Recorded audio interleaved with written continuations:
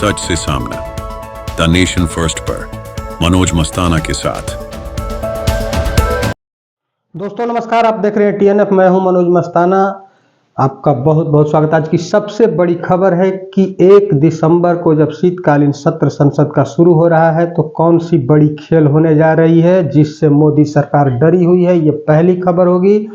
दूसरी बड़ी खबर होगी कर्नाटक में जो उठा पटक चल रहा है कांग्रेस के अंदर, कांग्रेस में, तो क्या सीधे रमैया सरकार का तख्ता पलट होने वाला है, इससे जुड़ी हुई खबर होगी। तीसरी बड़ी खबर होगी बिहार में 10,000 दे करके जो बड़ी खेल हुई बिहार में, उसके बाद चुनाव जीतने के बाद, सरकार बनने के बाद नीतीश कुमार के तरफ से फिर दूसरी खेप 10 लाख महिलाओं को 10,000 दिया गया है, जिसके बाद से बिहार में राजनीति शुरू हो गई है।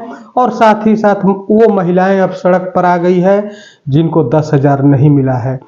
और इसकी चिंगारी बंगाल में भी भड़क रही है 10,000 का, क्योंकि बंगाल की भी महिलाएं सड़क पर आ गई है कि हमें 10,000 कब मिलेगा। ये 3 बड़ी खबरें होंगी जिसका हम विश्लेषण करेंगे। लेकिन उससे पहले आप सबसे दोस्तों गुजारिश है कि अगर आप चैनल पर नए हैं तो चैनल को सब्सक्राइब कर लीजिए, बेल आइकन प्रेस कर लीजिए और वीडियो पर कमेंट जरूर करिए, क्योंकि आपका कमेंट से हौसला अफजाई होता है तथा आइडिया प्राप्त होता है। और हौसला अफजाई बहुत ज़रूरी है दोस्तों, क्योंकि मेरा चैनल बिल्कुल नया है। आप सबसे विनम्र निवेदन है कि अगर आप पहली बार है देख रहे हैं तो प्लीज़ चैनल को सब्सक्राइब कर लीजिए। आपके सब्सक्राइब करने से कुछ नहीं जाता है, लेकिन मेरा एक संख्या बढ़ सकता है जिसमें आपका बहुत बड़ा सहयोग होगा, कोऑपरेशन होगा, इसलिए सब्सक्राइब जरूर करिए। आइए दोस्तों बड़ी खबर की तरफ रुख करते हैं। बहुत बड़ी खबर यह है कि SIR 12 राज्यों में चल रहा है। बिहार में SIR लगभग 3 महीने चला लेकिन कुछ नहीं हुआ, सब कुछ सही सलामत निकल गया बिहार का SIR। लेकिन 12 राज्यों में जो SIR हो रहा है वो भी महज अभी SIR के 24 दिन हुए आज, और 24 दिनों में अब तक 26 BLOज आत्महत्या कर चुके हैं, सुसाइड कर चुके हैं। और जिसके चलते अब पूरी तरह से चुनाव आयोग फंस गया है, घिरते जा रहा है। और अधिकारी जो है, संबंधित अधिकारी जो है, वो सीधे इस बात से डिनाई करते हैं, रिजेक्ट करते हैं कि दबाव किसी भी तरह का BLO पर है, क्योंकि मतलब विभाग के तरफ से कोई दबाव नहीं है। आत्महत्या, आखिर तो दबाव नहीं है तो आत्महत्या क्यों कर रहे हैं? इस पर पूरी तरह से मोदी सरकार घिरी हुई है, क्योंकि 1 दिसंबर से शीतकालीन सत्र संसद का शुरू होने वाला है दोस्तों। और ये शीतकालीन सत्र निश्चित तौर पे हंगामे से भरा होगा, हंगामे वाला होगा। हो सकता है सदन ठप रहे, चले नहीं। दूसरी तरफ ज्ञानेश गुप्ता की नींद उड़ी हुई है, क्योंकि दूसरी तरफ खबर है कि ज्ञानेश गुप्ता के खिलाफ कांग्रेस महाभियोग 1 तारीख को ला सकती है। और महाभियोग लाने के लिए दोस्तों विपक्षी पार्टी को 100 सांसदों का सिग्नेचर जरूरी होता है। ऑलरेडी कांग्रेस के पास ही 100 सांसद हैं और दूसरी तरफ विपक्षी पार्टी भी कांग्रेस का साथ दे रही है, तो इसलिए महाभियोग आ सकता है। महाभियोग पूरा होगा नहीं होगा, ज्ञानेश गुप्ता हटेंगे नहीं हटेंगे, इसकी तो मालूम नहीं है। लेकिन इतना जरूर है कि महाभियोग चलाया जाएगा, जिसपे सदन निश्चित तौर पे बहुत गर्मा गर्मी बहस वाला रहने वाला होगा। भारतीय जनता पार्टी की मुश्किल बढ़ने वाली है, क्योंकि जिस हिसाब से भारतीय जनता पार्टी का विजय रथ पूरे राज्य दर राज्य बढ़ते जा रहा है इस SIR के माध्यम से, तो ये निश्चित तौर पर भारतीय जनता पार्टी को जवाब देना बड़ी मुश्किल होगा संसद में। और संसद इस बार मुश्किलों से भरा हुआ होगा। 1 दिसंबर से शीतकालीन सत्र शुरू हो रहा है और मोदी सरकार की मुश्किलें बढ़ाने वाला ये संसद का कार्रवाई रहने वाला है, क्योंकि कांग्रेस पूरी तैयारी में है। पहले तो SIR पर घेरेगी, सारी विपक्षी पार्टियां एक मंच पर है।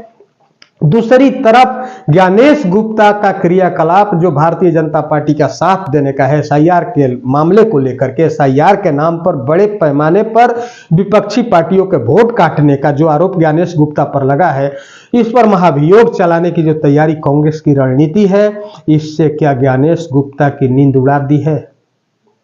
क्योंकि ज्ञानेश गुप्ता अंदर से बहुत डरे हुए हैं, क्योंकि ज्ञानेश गुप्ता पहले ही सारी बेशर्मी की हद पार कर चुके थे। सारे सबूत देने के बावजूद भी एफिडेविट मांगते थे और कभी जवाब नहीं दे पाए। ज्ञानेश गुप्ता जब जवाब नहीं दे पाते तो बीजेपी जवाब देती थी और बीजेपी की भी मुश्किल इस बार के संसद की कार्रवाई में बढ़ने वाली है। ज्ञानेश गुप्ता की तो ऑलरेडी बढ़ी हुई है। दोस्तों ये पहली बड़ी खबर थी। दूसरी बड़ी खबर की बात कर लेते हैं जो 2 दिन से काफी चर्चा में है और आज टेबल टॉक भी हो रहा है सिद्धरमैया और डीके शिव कुमार में। अब हम बात कर रहे हैं कर्नाटक के। कर्नाटक में के मुख्यमंत्री कांग्रेस के सरकार है वहां पर कर्नाटक में और सिद्धरमैया मुख्यमंत्री हैं और डीके शिव कुमार उप मुख्यमंत्री है, डिप्टी सीएम है कर्नाटक में। और इन दोनों के बीच तकरार बढ़ गई है। तकरार बढ़ने के बाद कांग्रेस आला कमान के तरफ से निर्देश दिया गया है कि आपस में टेबल टॉक करो। तो आज जब मैं जिस समय अभी आपका ये वीडियो रिकॉर्ड कर रहा हूं, इस वक्त टेबल टॉक चल रहा है सिद्धरमैया और डीके शिव कुमार में और मामला सुलझते तो नहीं दिख रहा है। बीजेपी किसी भी तरह कर्नाटक में लगी हुई है तख्ता पलट के चक्कर में। और आपको पूरा आंकड़ा समझा दे कि कर्नाटक में 224 सीटें हैं टोटल विधानसभा की। 224 सीटों में कांग्रेस 135 सीट जीत करके सरकार बनाई थी पूर्ण मेजोरिटी के साथ और उसी कांग्रेस में अभी फूट पड़ गई है, दरार पड़ गई है क्योंकि डीके शिव कुमार कांग्रेस के डिप्टी सीएम हैं। और आपको बता दें तो कर्नाटक कांग्रेस की एक तरफ से फाइनेंसर भी डीके शिव कुमार ही हैं और डीके शिव कुमार सोनिया गांधी, राहुल गांधी के बेहद करीबी माने जाते हैं। लेकिन उसके बावजूद सिद्धरमैया को मुख्यमंत्री बनाया गया था। अब डीके शिव कुमार मुख्यमंत्री बनने के लिए अड़ गए हैं, जिसके बाद आला कमान के दखल से अभी बात चल रही है। मामला सुलझते दिख नहीं रहा है। तो क्या डीके शिव कुमार कर्नाटक के अगले मुख्यमंत्री होंगे? और अगले मुख्यमंत्री अगर डीके शिव कुमार कर्नाटक के होते हैं तो क्या गारंटी है कि कांग्रेस ही उनका साथ देगी, वो बीजेपी के तरफ नहीं जाएंगे? हालांकि 2 दिन पहले डीके शिव कुमार ने बहुत खुलम खुला ये बयान देकर के अमित शाह को भी एक तरफ से हड़काया था कि मर जाऊंगा, ये टूट जाऊंगा, लेकिन कांग्रेस छोड़ के कहीं नहीं जाऊंगा। लेकिन दूसरी तरफ जो खबर चल रही है उसमें खबर ये चल रही है कि BJP plus JDS Janata Dal secular ये दोनों मिल करके बीजेपी की कर्नाटक विधानसभा में 66 सीट है और जेडीएस जनता दल सेकुलर की 19 सीटें हैं। ये दोनों सीटें मिला दी जाए तो 85 होता है, 85। और अगर मान के चलिए कांग्रेस अगर डीके शिव कुमार को सीएम नहीं बनाती है तो डीके शिव कुमार को कम से कम 30 विधायक तोड़ने होंगे कांग्रेस से। उस 30 को लेकर के आएंगे तो ये मेजोरिटी इनकी बन जाती है। बीजेपी और जेडीएस के साथ मिलकर के डीके शिव कुमार सरकार बना सकते हैं और इसके लिए बीजेपी तैयार है भी, क्योंकि बीजेपी तो किसी भी तरह चाहेगी कि कर्नाटक में कांग्रेस की सत्ता ना हो। लेकिन आज जो टेबल टॉक हो रहा है इसमें उम्मीद यही है कि जो मसला है, जो भी इनकी दूरियां है, जो जिस चीज के लिए मामला डिस्प्यूट चल रहा है, इसे आज सुलझा लिया जाएगा। तो दोस्तों ये कर्नाटक से बड़ी खबर थी। देखना यह है कि सिद्धरमैया रह जाते हैं कि डीके शिव कुमार नए सीएम कर्नाटक के बनते हैं। ये अब से कुछ देर बाद क्लियर हो ही जाएगा, फिर अगली वीडियो में हम आपको बता देंगे। लेकिन कर्नाटक का ताजा तरीन स्थिति है कि कांग्रेस आपस में ही उलझी हुई है। ये दूसरी बड़ी खबर थी। तीसरी खबर की रुख करते हैं दोस्तों। चुनाव के बाद, सरकार बनने के बाद कल एक बार फिर नीतीश कुमार ने 10-10 हजार 10 लाख महिलाओं के खाते में भेजे हैं। जो महिला रोजगार योजना के तहत ये पैसे भेजे जा रहे हैं। आचार संहिता के दरमियान भी नीतीश सरकार ने 2-3 लॉट चुनाव के बीच भेजा था और एक आचार संहिता लगने से 1 घंटे पहले भेजा था पहली लॉट। उसके बाद चुनाव के बीचों बीच 2 बार भेजा गया।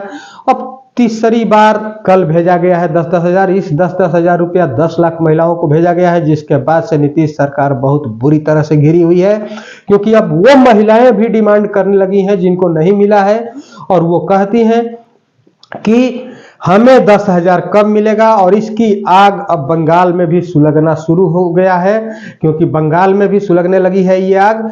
वो इसलिए कि बंगाल में भी चुनाव है आगे।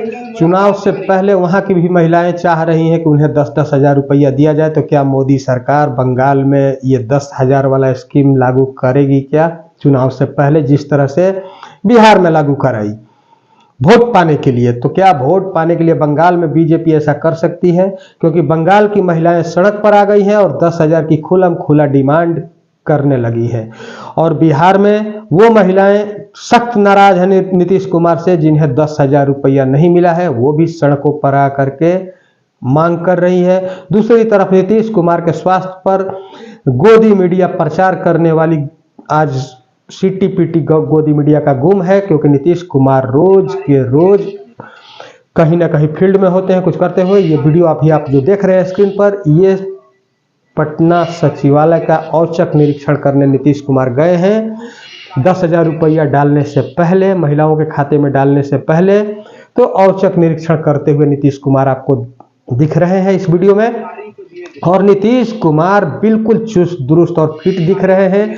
लेकिन स्पीकर पर अभी भी मामला फंसा हुआ है, स्पीकर का अब तक क्लियर नहीं हो पाया है।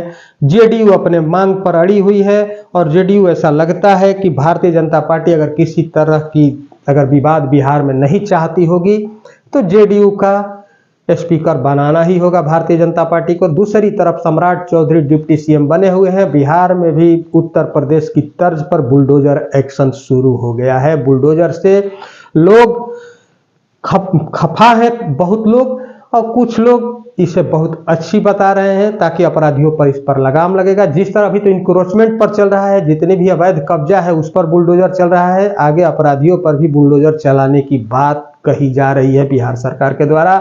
डिप्टी सीएम विजय सिन्हा के द्वारा कही भी गई है ये बात। तो बिहार में नीतीश कुमार 10,000 वाले मामले में फंसे हुए हैं, क्योंकि बुरी तरह से फंस गए हैं, क्योंकि हर वो महिला अब 10,000 रुपया नीतीश कुमार से उम्मीद कर रही है कि उन्हें भी मिले, लेकिन वो तो जीविका दीदियों को मिल रहा है। बहुत सारी महिलाएं हैं, लाखों की संख्या में, करोड़ों की संख्या में ऐसी महिलाएं हैं जो जीविका ग्रुप से नहीं जुड़ी हुई है, और उन्हें भी महिला रोजगार योजना के नाम पर 10,000 रुपया चाहिए ही चाहिए। देखना यह है कि नीतीश सरकार क्या करती है। फिलहाल इस वीडियो में इतना ही। मनोज मस्ताना को इजाजत दीजिए। बहुत बहुत धन्यवाद दोस्तों। अगर आप चैनल पर नए हैं तो चैनल को सब्सक्राइब करिए, बेल आइकन प्रेस करिए। वीडियो अगर अच्छी लगे तो लाइक, शेयर और कमेंट जरूर करिए। आपका बहुत बहुत धन्यवाद। नमस्कार।